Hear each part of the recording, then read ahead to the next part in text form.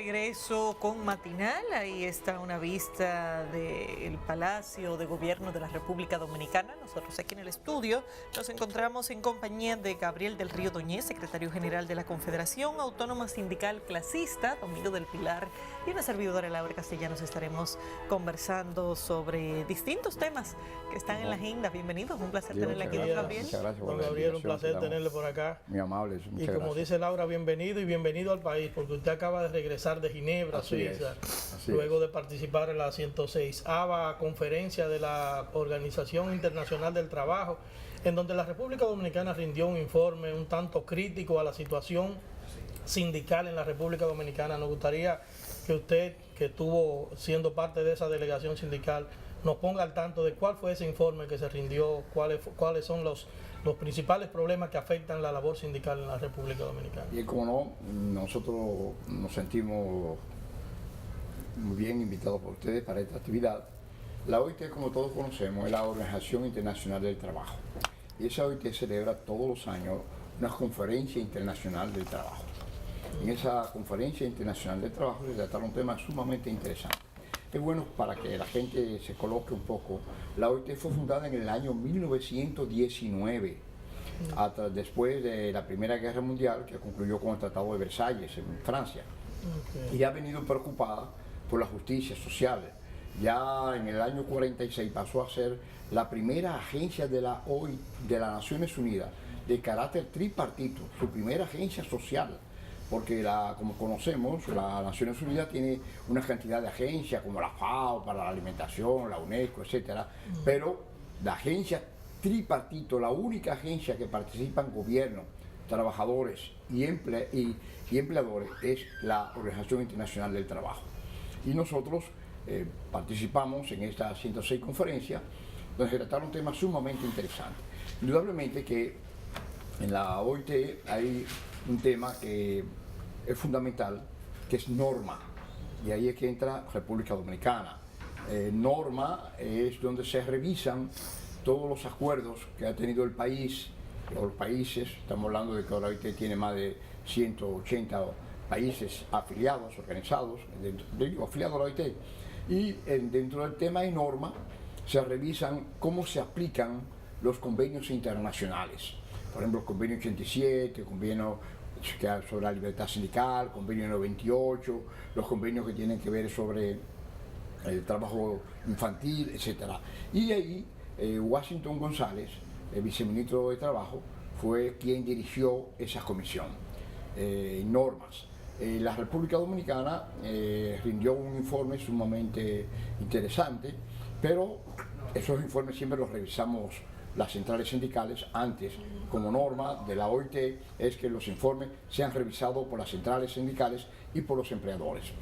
Indudablemente que uno de los grandes problemas que tenemos en República Dominicana es la libertad sindical, que es un convenio sumamente difícil su aplicación, porque igualmente que la contratación colectiva, que son dos ejes fundamentales de lo que es el trabajo decente, que la OIT cataloga como trabajo decente, la preocupación por todos los aspectos sociales que tiene el trabajador, el desarrollo humano, la familia, la seguridad social, todo lo que es el bienestar para los trabajadores, porque es bueno que tengamos la idea clara que la OIT, su objetivo fundamental al terminar la Primera Guerra Mundial, es con un principio claro: no puede haber paz mundial sin justicia social.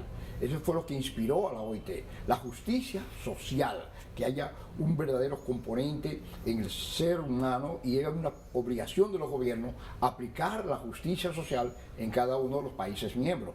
Entonces, ahí en ese informe que dio el ministro de Trabajo, fue un informe, por supuesto, conciliado, donde se refleja realmente que tenemos dificultades, libertad sindical, contratación colectiva, pero que a través del tiempo se han ido mejorando a través del diálogo y la concertación, porque uno de los principios básicos de la OIT es promover el diálogo, promover la concertación.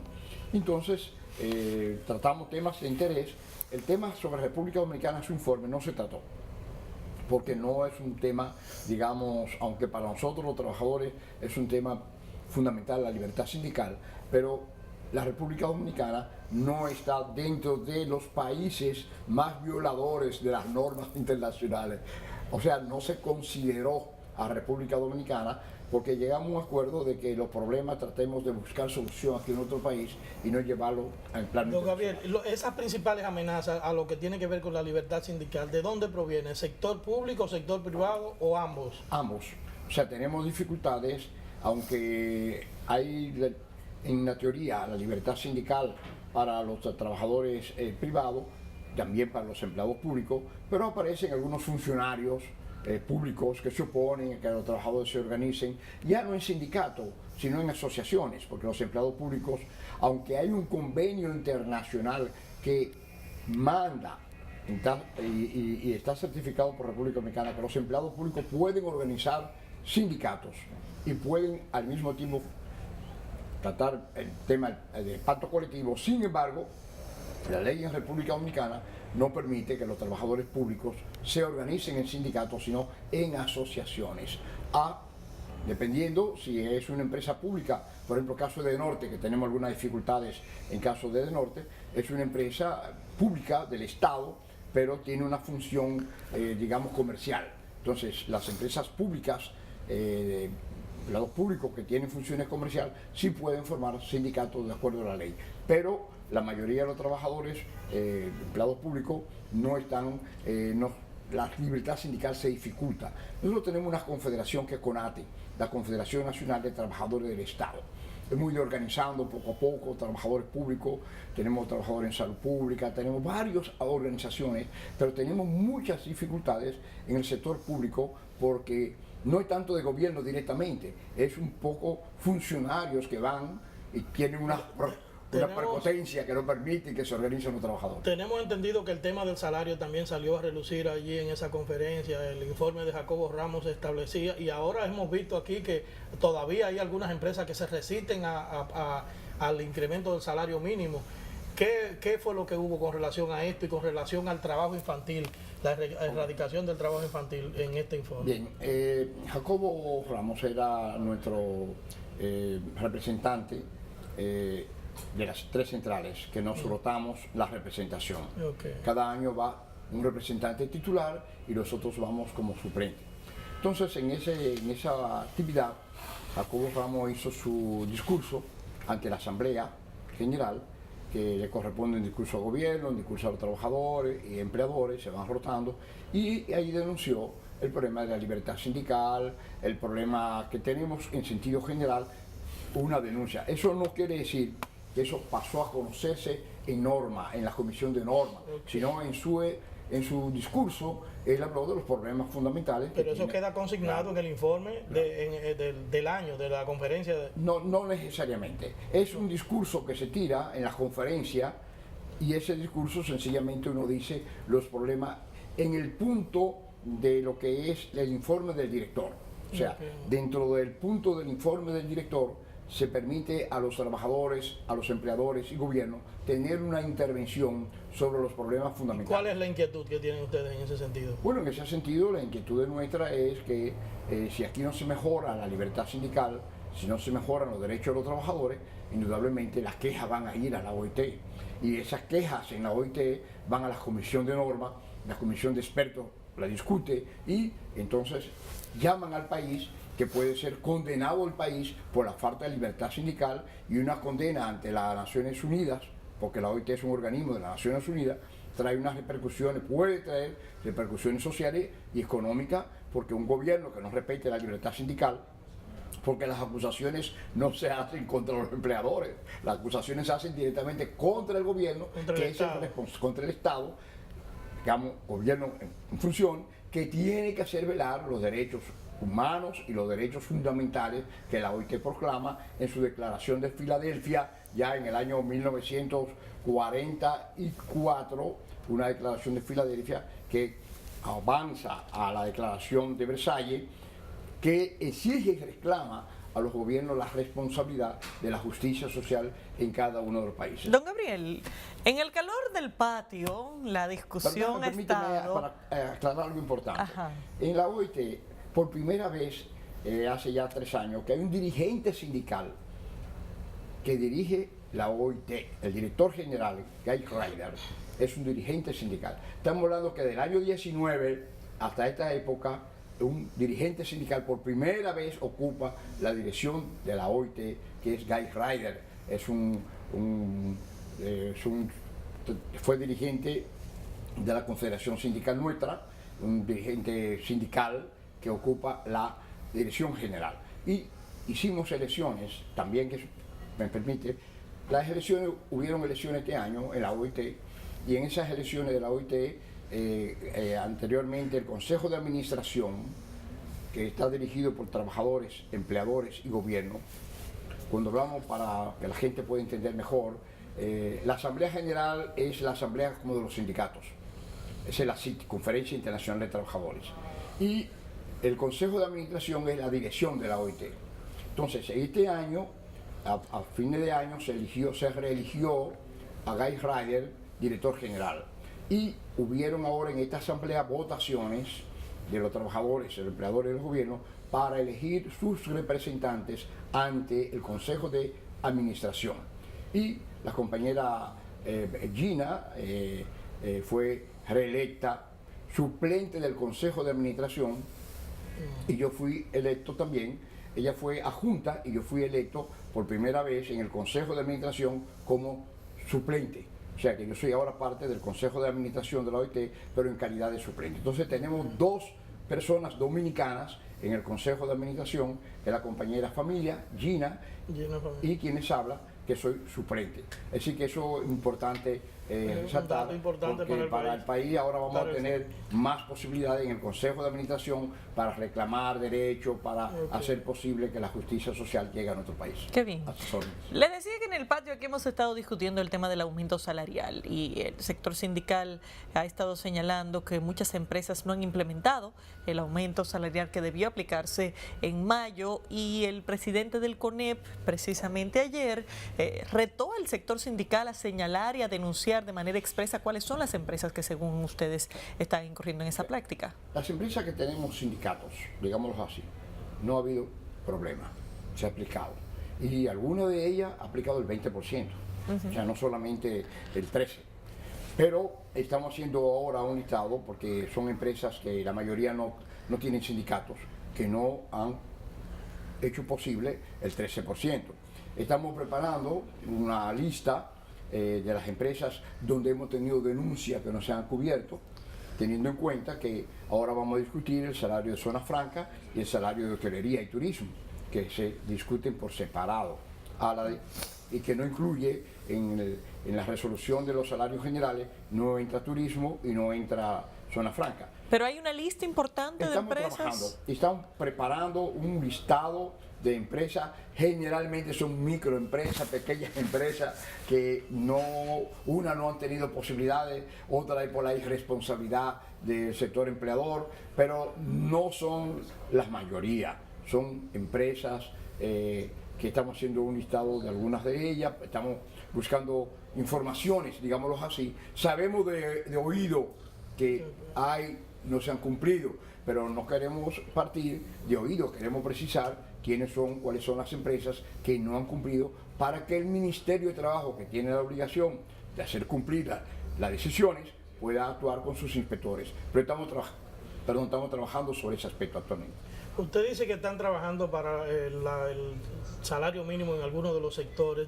¿Para ustedes no constituye una distorsión el hecho de tener tantos salarios mínimos? ¿Por qué no hacer una unificación, un salario promedio que sea el salario base inicial en todos los sectores y no tener que discutir uno para cada sector en específico? Indudablemente que eso es así, lo hemos planteado en varias ocasiones. No podemos continuar con esa división de las tarifas salariales. Estamos atrasados en ese proceso en nuestro país. Aquí nuestro país debería tener un salario general, que nosotros llamamos salario vital, un salario vital básico para todos los sectores, como tienen otros países, Estados Unidos y otros países, que tienen un salario fundamental, y a partir de ahí entonces vienen ya los pactos colectivos, las mejoras que se pueden hacer ya a nivel de sindicatos y trabajadores, pero hemos planteado que hay que revisar, no podemos continuar con estas tarifas interminables, cada 2 años volver a lo mismo, mucha prensa, finalmente lo que logramos es una miseria, porque es bueno que tengamos en cuenta que los salarios que hemos aprobado de un 20% no resuelven los problemas fundamentales de los asalariados, porque la gran mayoría de nuestros asalariados van a ganar de 15.000 pesos para abajo. Y todos sabemos en nuestro país, en la práctica, cómo vive la gente con 8, con 9.000, con 10.000 pesos. O sea, nadie puede vivir con esa tope salarial. Entonces nosotros hemos planteado que debería de hacerse un salario vital, básico, y a partir de cada año que se revise el salario automáticamente, teniendo en cuenta la inflación, teniendo en cuenta el problema de la productividad, y que se mejoren los salarios en funciones a esos parámetros. Pero no todos los años venir a discutir tarifas por separada. Usted agarra la tarifa, por ejemplo, de la construcción. Son como 16. Sí. Carpintero, albañiles, plomero, electricista. Óyame, eso es inacabable. Ahí debería haber un salario vital básico para todos. ¿Y cada año qué hacemos? Bueno, revisamos. La inflación fue de un 5, un 10, un 5, más la productividad calculamos un 3, un 5, un 8. ¿Cuánto es el aumento salarial? Tanto. Bueno, pero partiendo de un salario vital. Porque si hacemos ahora mismo esto, indudablemente los trabajadores van a estar en una situación muy difícil, porque usted no puede aumentarle, por ejemplo, un 5, un 10, un 15% a un salario de 8.000 pesos, un salario de 10.000 pesos que le está aumentando. No resuelve nada, eso no tiene sentido. Pero esa es la realidad que tenemos actualmente, y hemos planteado que hay que hacer una revisión de fondo del problema salarial para adecuarlo a eso que se ha dicho económicamente. El país produce un 6%, 5 y tanto por ciento, 6%. El Producto Interno Bruto es uno de los países de América Latina que tiene un porcentaje de los más altos, pero no se refleja en los trabajadores, en los salarios. Sí se refleja en los empresarios que mejoran su condición, indudablemente. Una pregunta final, se nos agotó el tiempo, don Gabriel. ¿En qué quedó la comisión tripartita para la modificación del Código Laboral? ¿Se descontinuó ya esto? ¿Se olvidaron de esa situación? Estamos esperando retomar el diálogo. Aunque hay algunas centrales que se oponen a retomar el diálogo, nuestra central ha dicho que estamos a disposición de entrar a un diálogo, porque es un fundamento de la OIT, dialogar, concertar, buscar soluciones, y nosotros estamos en ese proceso. Nuestra central ha dicho que sí, estamos dispuestos a ir a un diálogo sobre el Código de Trabajo, pero esperamos también que todas las centrales podamos conversar sobre ese tema. Eso no obliga a que el tema clave, que es el tema de las prestaciones laborales, nosotros mantenemos nuestra posición. ¿Eso es innegociable? Mantenemos, eso no es innegociable, pero de todos modos. ¿Y lo de la reclasificación industrial, en qué está? Bueno, eso también está pendiente a una comisión, y esperamos que próximamente se reúne esa comisión. Nosotros hemos puesto condiciones como movimiento sindical, que no solamente sea una reunión de trabajadores, empleadores, sino que participen instituciones del Estado que tienen que ver con los impuestos, que participen otros sectores para hacer posible esa reclasificación, que no estamos en contra de que se discuta y que se haga verdaderamente una aplicación de la ley de la PYME, pero que se haga objetivamente, pensando en la mayoría de los trabajadores que están en las pymes, y no solamente pensando en el sector empresarial que está en las pymes.